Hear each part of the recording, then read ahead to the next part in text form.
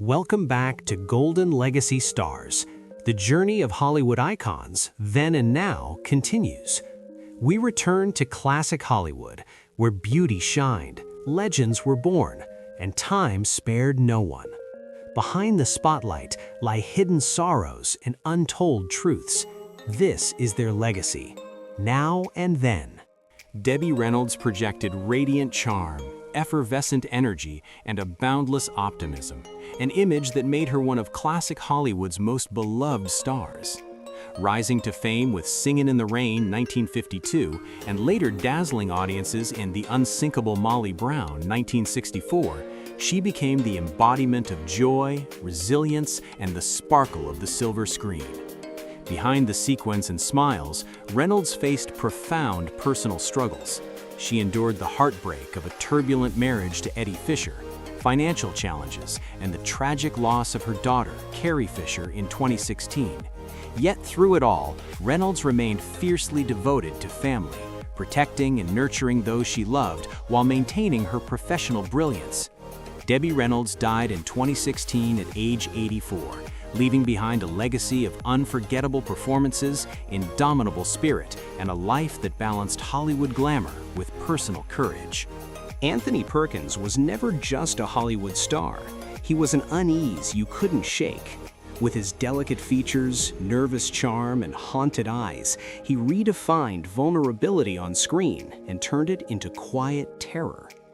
Born in 1932, Perkins showed his depth early, earning a Golden Globe Award for Friendly Persuasion, 1956, and later a Tony Award for Look Homeward, Angel, 1958, proving his talent reached far beyond film.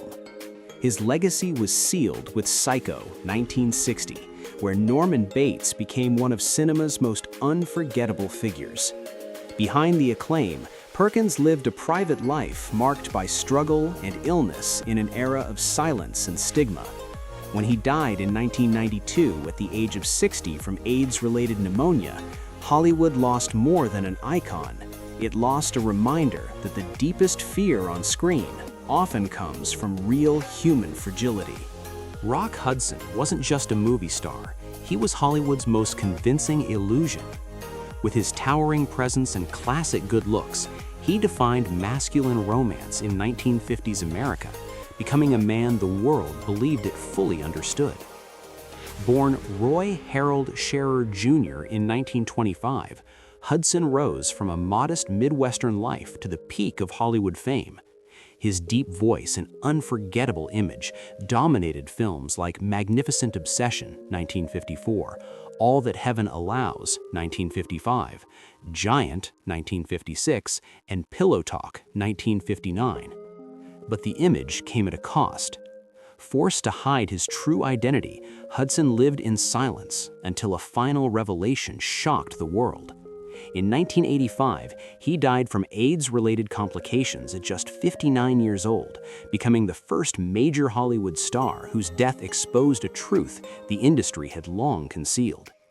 In the end, Rock Hudson became more than a legend. His life and death reshaped public awareness forever, leaving behind a legacy of beauty, brilliance, and tragic truth from Hollywood's golden age.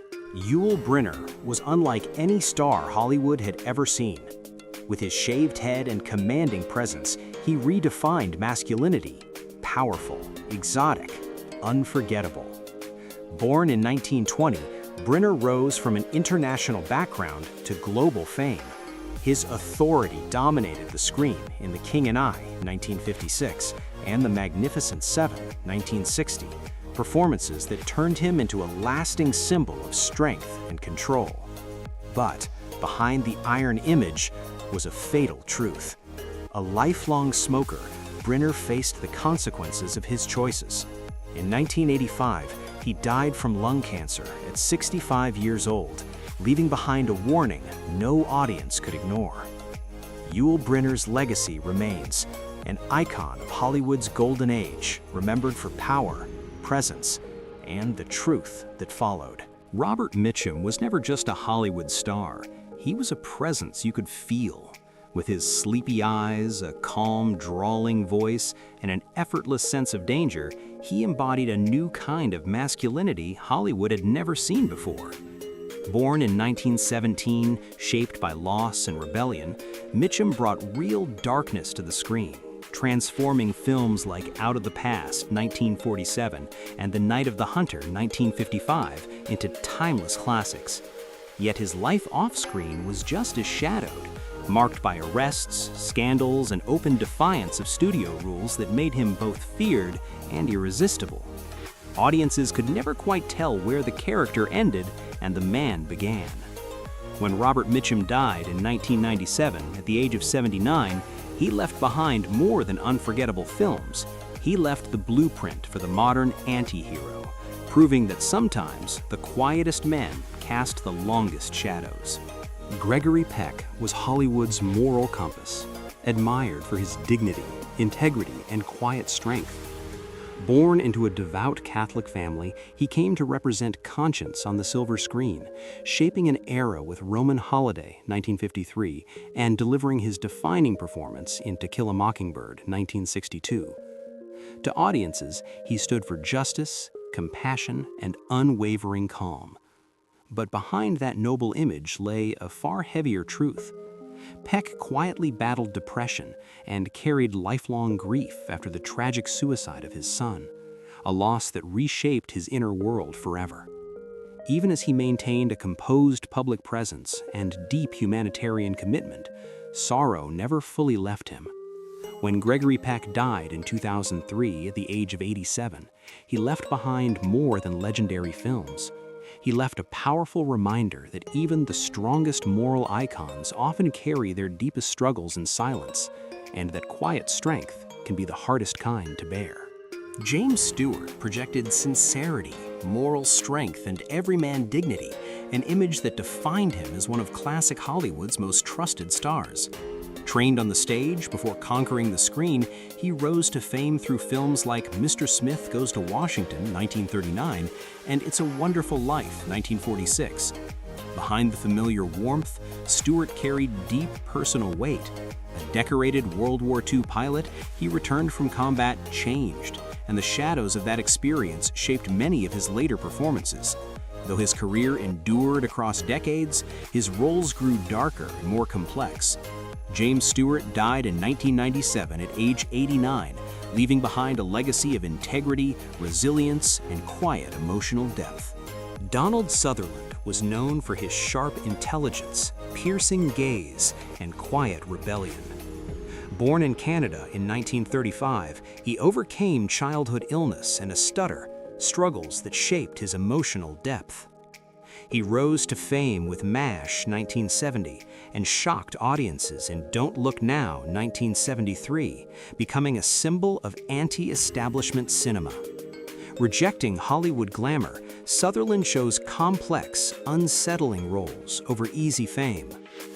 Off-screen, he was fiercely private yet politically outspoken during the Vietnam era, including his controversial relationship with Jane Fonda. Despite personal strains, including with his son Kiefer, he remained devoted to his craft. Donald Sutherland passed away in June 2024 at 88, leaving a legacy of intelligence, mystery, and artistic integrity. Thank you for watching. Hollywood always has two sides: the glamorous beauty on screen and the little-known truths behind the camera. Hopefully, today's video has given you a new perspective on these icons. Don't forget to like, subscribe, and share if you found it interesting, and leave the name of a star you'd like us to analyze in the next episode. Your support is the motivation for these historical stories to continue being told.